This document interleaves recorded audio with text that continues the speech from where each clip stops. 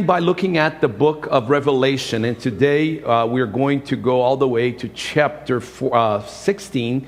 We're going to touch a little bit on chapter 13, 14, and then probably end up on 16. But before we do so, I want to ask you a question. Let's go back. Teresa and I will be celebrating in April next month 30 years of marriage. So we've been married for 30 years, and some of you have been married longer, some of you have been married less than that.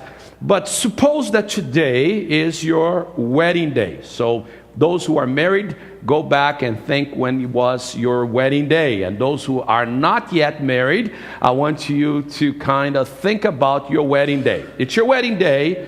Much preparation has been done for this big day of your life. So you're very excited, you're nervous, anxious, but you're ready to get this ceremony on the way. So you go into the church, you have the wedding party coming in, the pastor, the minister begins addressing the congregation, the guests, and both of you, the bride and the groom, and he's doing a great job as always. Now it comes the big moment, the exchange of the vows. So the bride and the groom are going to exchange the vows. So you decided to write down your own vows.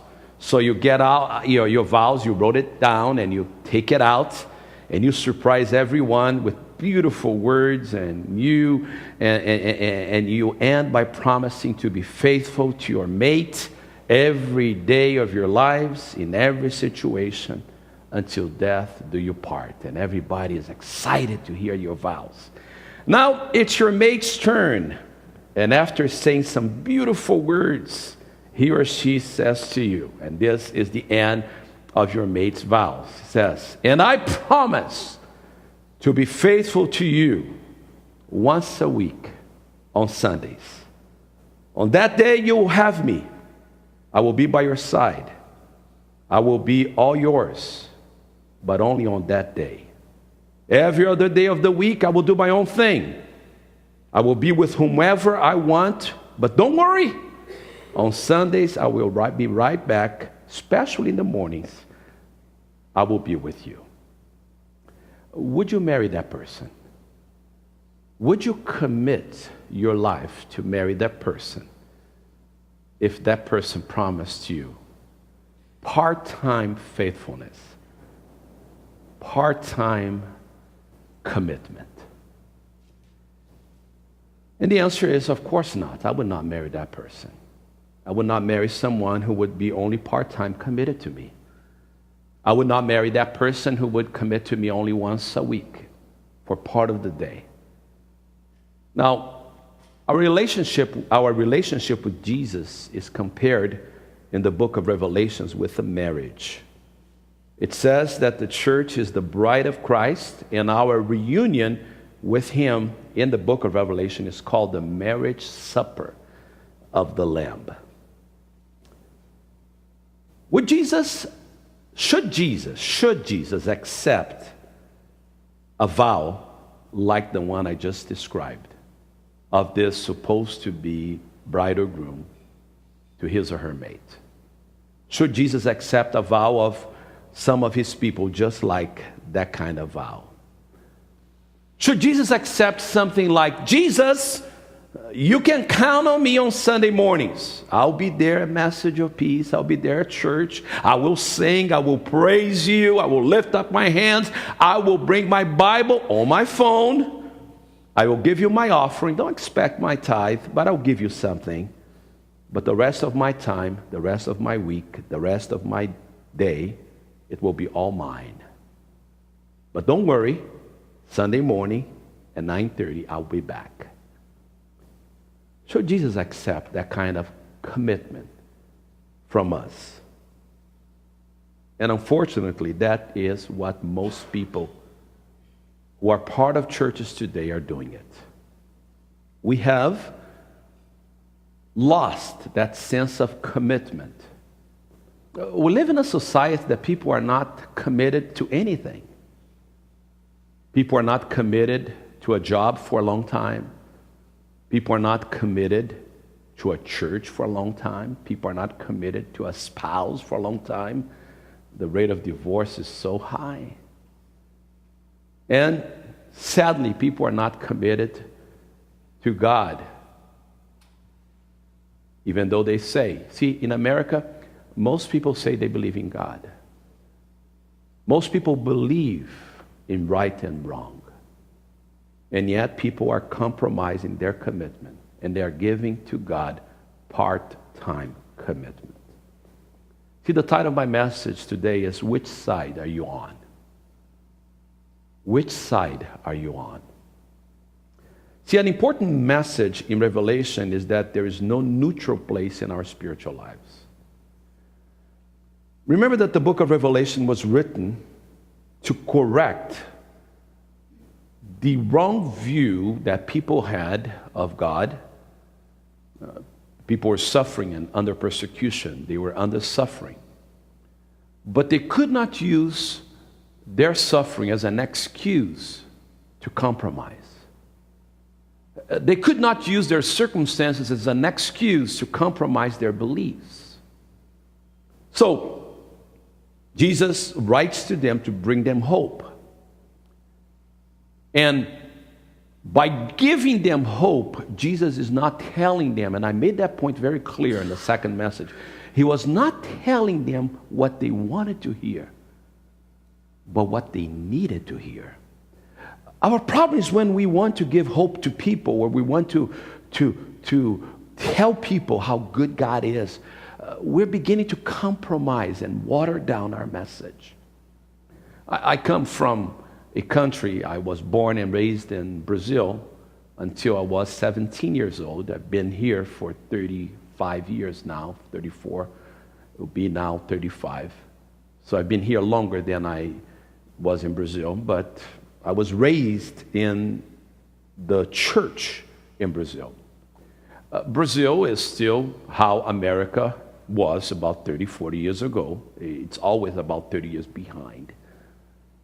Churches in Brazil are a big thing. You open the church and people will flock into the church.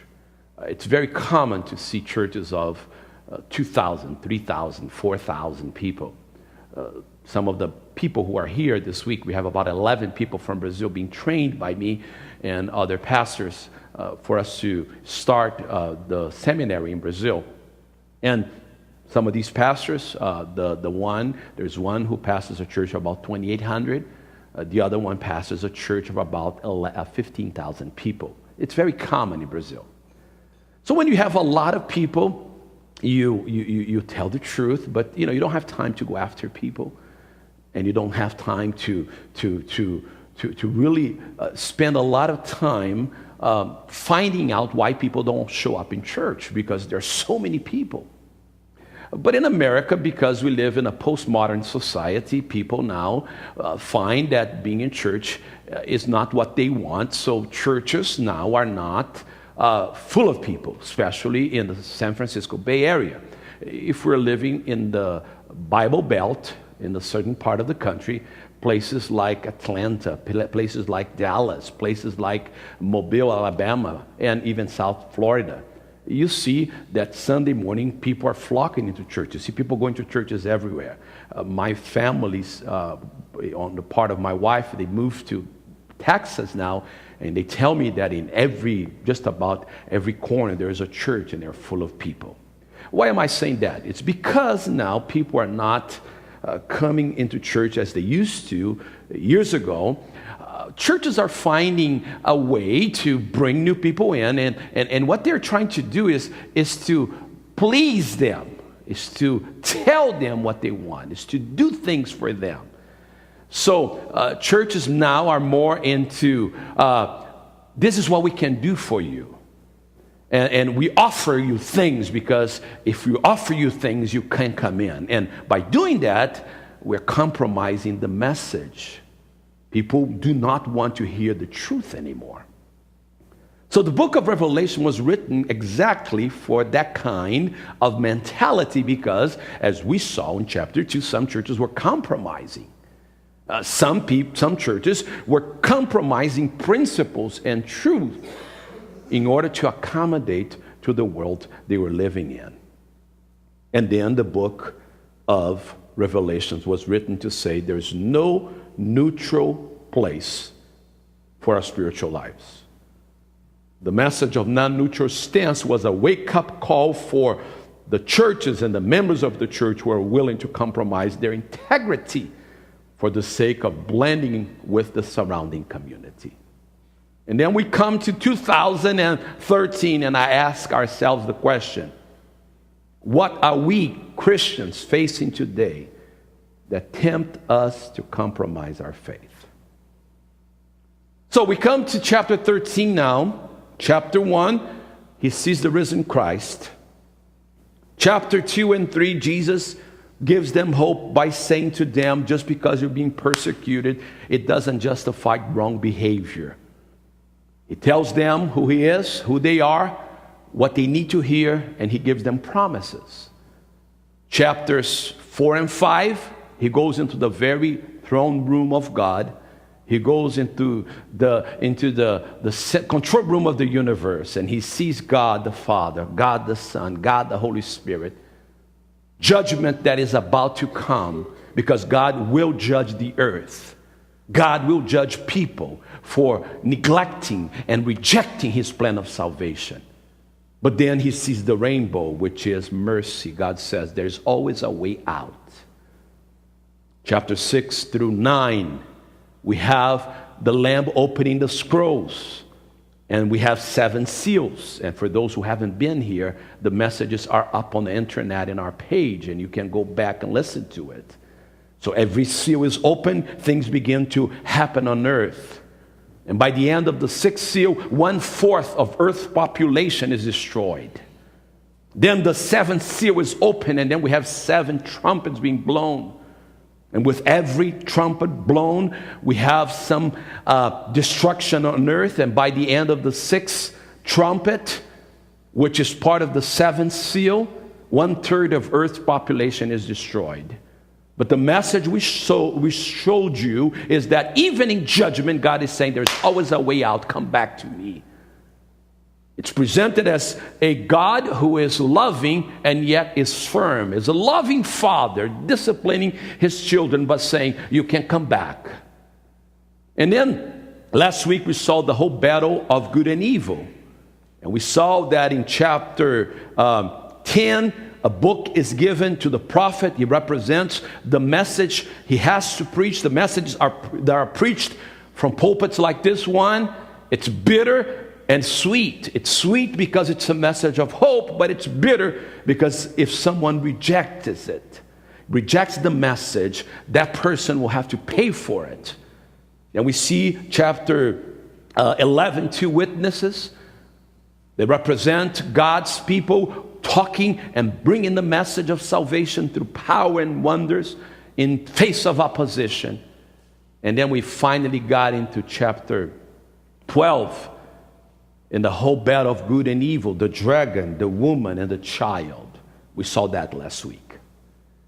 So chapter 13 begins with a vision of what he calls 2 beasts. We saw that for those who were here, part of our small groups, 2 beasts. He says there's one beast, a creature that comes out of the sea, and one comes out of the land. And he describes them, and they are terrible looking creatures. Now, in the time of John, the beasts represented a political power and a religious power. Now, for those who have been following us the last few weeks, we know that the political power and the religious power had to do with the Roman emperor. The Roman Empire that was persecuting the Christians had the political power. But now they wanted the religious power. Now the emperor wanted to be deified. They wanted to be worshipped as deity. So now the beasts represent the Roman emperor. And they have in their minds, the Christians of that time, a Roman emperor who was so cruel to the Christians. His name was Nero. And through Nero, 2 of the greatest men in the church of that time died Paul and Peter, neither killed them both, executed them. So when you see the description of the false prophet, clearly John is thinking of Nero, of the Roman emperor. But we know that nothing in Revelation is to be taken literal, so they represent also something else, something that will happen in the future. And chapter 13 ends with these words. It also forced, talking about the two beasts, it also forced all people, great and small, rich and poor, free and slave. And this is the famous mark of the beast that you hear in the book of Revelation. To receive a mark on their right hand and on their forehead. For some reason it's not scrolling. So that they could not buy or sell unless they had the mark. So basically it's saying there will be a mark and people will have to take it, and people cannot buy or sell until they have the mark. And then if you go to chapter 13 verse 18, which is not scrolling there, says that this call for wisdom, let the person who has the insight calculate the number of the beast, for it's the number of a man. The number is 666. We all have heard that. Even if you have never read the book of Revelation, you've heard about the mark of the beast. The number is 666. So the mark of the beast at that time probably meant the Roman emperor personified again by Nero, who persecuted and killed many Christians. Clearly, the name Nero adds up to 666. Now, as we saw in our small groups this week, for those who are here, this also is a symbolic number, not a mathematical formula. It represents a number that comes up short of the symbolic number 7, which is for the nature of God. So 666 sign is given to force people into dependence upon the beast and economic survival on earth. In my small group this week, I had about, 8 people together with me, and we were learning together. And we all said something very interesting. We said, when we look at the mark of the beast, and if we were reading this passage 30 years ago, and I'm 51, 30 years ago, had I been reading this same passage and studying the same passage, it would have still be science fiction. It would have not been possible to have a mark on your hand, on your forehead, in order to buy or sell. 2013, this mark is possible. This mark is out there. I travel quite a bit, and I am now forced to have my credit card with me all the time when I take a plane, because everything inside of a plane is cashless. You cannot use cash anymore inside of a plane. If you want to buy something in some planes, even to go in Europe, even to go in the bathroom, you need to pay. If you want water in some airlines, you need to pay. And certainly if you want food, you need to pay.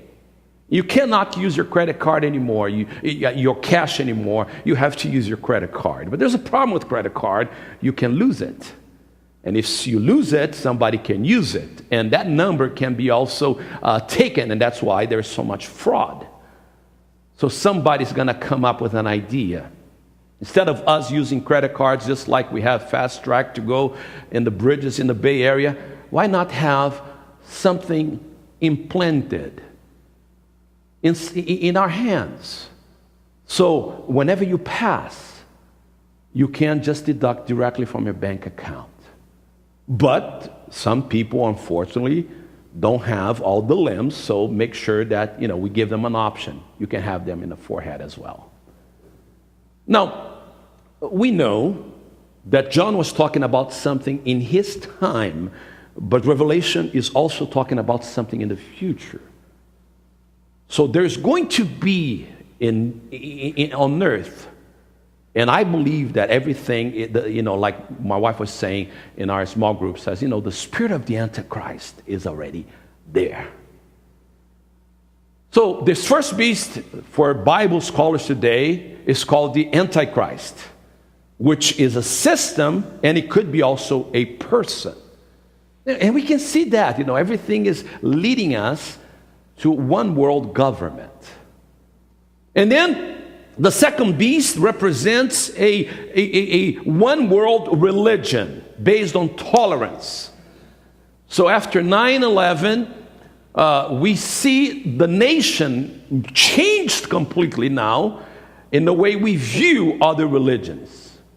So now, tolerance is all ways lead to God. Respect every religion, and we understand human rights, and we need to respect everybody's beliefs. But today, in America, country that was based on Christian principles, the 10 Commandments were taken out of our courts. The Bible was taken out of our schools. The crosses are being taken out of every single place of government. You cannot sing anymore Christian carols during Christmas time. And you can see what's happening now is that people are compromising their principles and their beliefs. And this is what Revelation says, and I don't want you to open, I just want you to listen. It says that whoever takes that mark, and that mark you cannot buy, you cannot sell without it. It says that whoever takes that mark will be judged by God. 14:11 says, the smoke of their torment will rise forever and ever. There will be no rest or night for those who worship the beast and its image, or for anyone who receives the mark of its name. Revelation 16:2 says that the first angel went and poured out his bowl on the land, and ugly festering sores broke out on the people who had the mark of the beast and worship its image. 19:20 says, but the beast was captured, and with it the false prophet who had performed the signs on its behalf. With these signs he had deluded those who had received the mark of the beast and worshipped its image. Clearly it says in one camp you have a whole bunch of people who compromise. A whole bunch of people says, I really don't want to worship the devil. I don't want really to go into witchcraft. I really don't want to say that, I don't like God, but I have to fit into the system. If that's what required of me, I'll go ahead and do it. Because, I just want to be in peace. I just want to be tolerant. And then this person may think that he or she is neutral, but clearly Revelation says there is no place for neutrality. Which side are you on? Then we come to chapter 14. And in chapter 14, we have in symbolic language another camp. So in one camp, you have the two beasts, Antichrist, false prophet, the people who are taking this mark in their hands or their foreheads. And then chapter 14, you see the other camp. It says, then I looked, and there before me was the Lamb standing on Mount Zion, and with him 144,000 who had his name and his father's name written on their foreheads. And I heard a sound from heaven. So he describes that sound from heaven, but I want to focus on verse 1, 144,000. Now, we know from earlier chapters that the 144,000 represent God's people. And it says at the end of this passage that these people did not defile themselves. They followed the Lamb wherever he goes. They were purchased from among mankind and offered as first fruits to God and the Lamb. No lie was found in their mouth. They are blameless. It is not talking so much about perfection, it's talking about commitment. So you have a group of people who took a mark of the beast, and we know from chapter 7 that the 144,000 who represent God's people, it's not a literal number, these people had the mark of God. And what the message is saying, and I want you to see that, is this. The Revelation insists, if you don't get anything, that no one can remain neutral in the conflict between good and evil. See, just before, for those who are following Revelation, just before the final judgment comes, there is an interlude, there is a pause. And as part of that pause, God is saying, John, tell the people there is no neutrality. They've got to choose. They cannot say, well, I'm not going to take the mark of God, but I don't want to take the mark of the beast either. You can't. There's no neutrality. In the conflict between good and evil, you have to choose sides. Yesterday, we were together with some men here in the church, and we had one of the pastors who are with us, and he started talking to us, and then he ended with a passage from the book of Joshua, and I want to do the same as I conclude my message today. Going back now into history, we are about 2,000 years before Christ. The nation of Israel had been formed in Egypt. They came out of Egypt. They went through the wilderness for 40 years. They came into the land through the leadership of Joshua. And Joshua is about to die. Joshua knows that he's going to die, and he needs to give the people of Israel the last word before his death.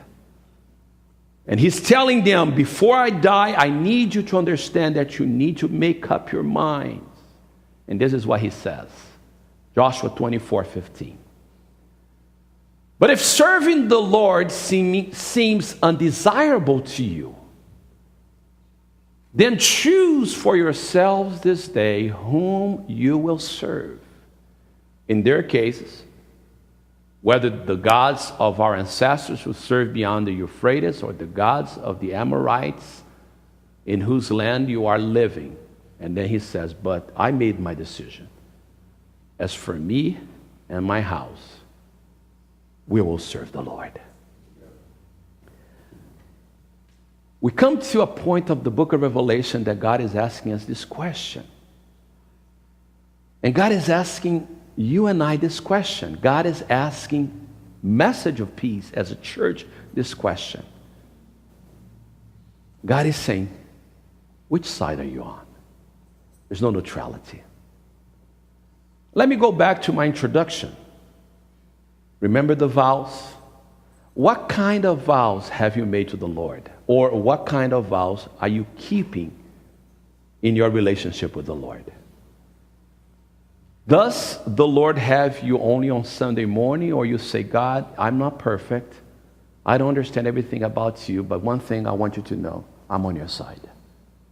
I want your sign. I want your mark. I will not compromise principles. I will not compromise your word in order to blend in. I will serve you with all my heart.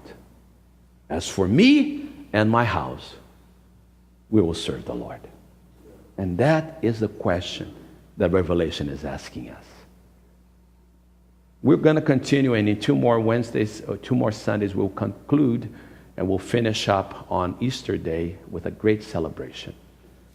But for now, God is asking us the question, which side are you on? Bow your heads, close your eyes with me, please. Lord, I feel your presence in this place, and I feel that you're here this morning in such a beautiful way. Everyone is so quiet but so attentive. And we are receiving your word. And we see now that there's no neutrality.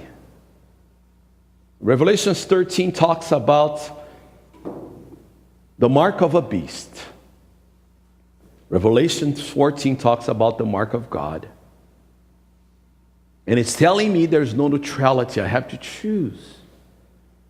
Lord, as Joshua has said, we have made our choice. We will serve the Lord. And I really believe that most, if not all of us who are here this morning feel the same way. We want to serve you.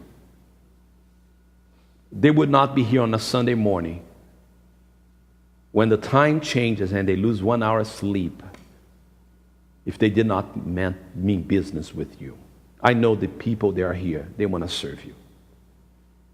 And yet, I also know that there may be some people here this morning that even though they want to serve you, just like that bride, sometimes they only serve you part-time.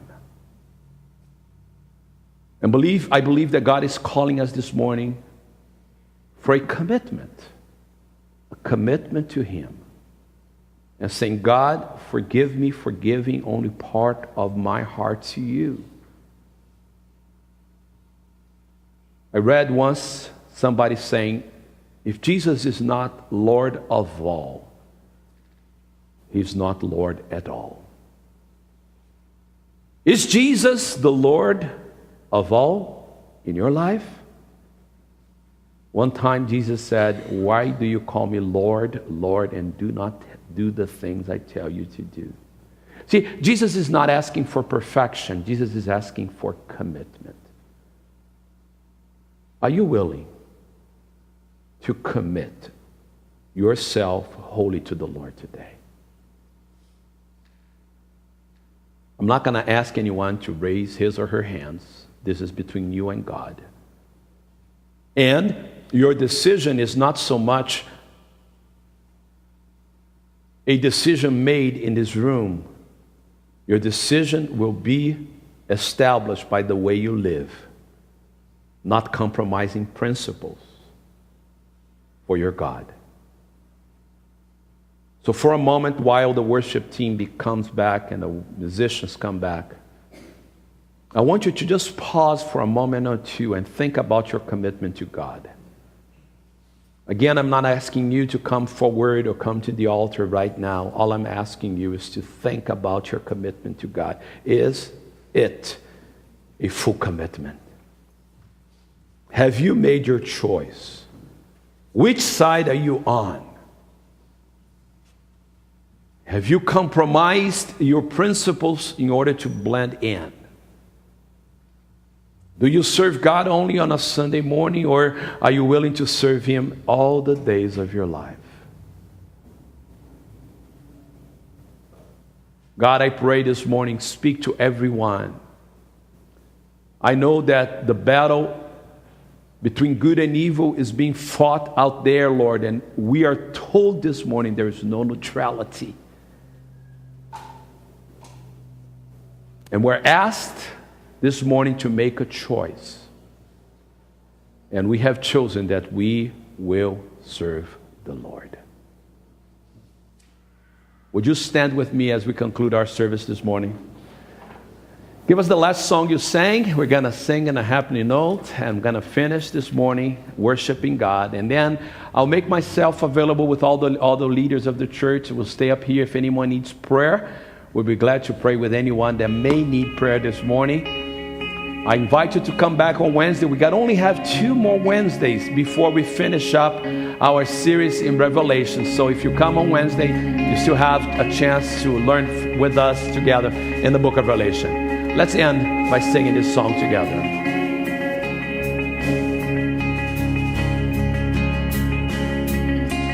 The splendor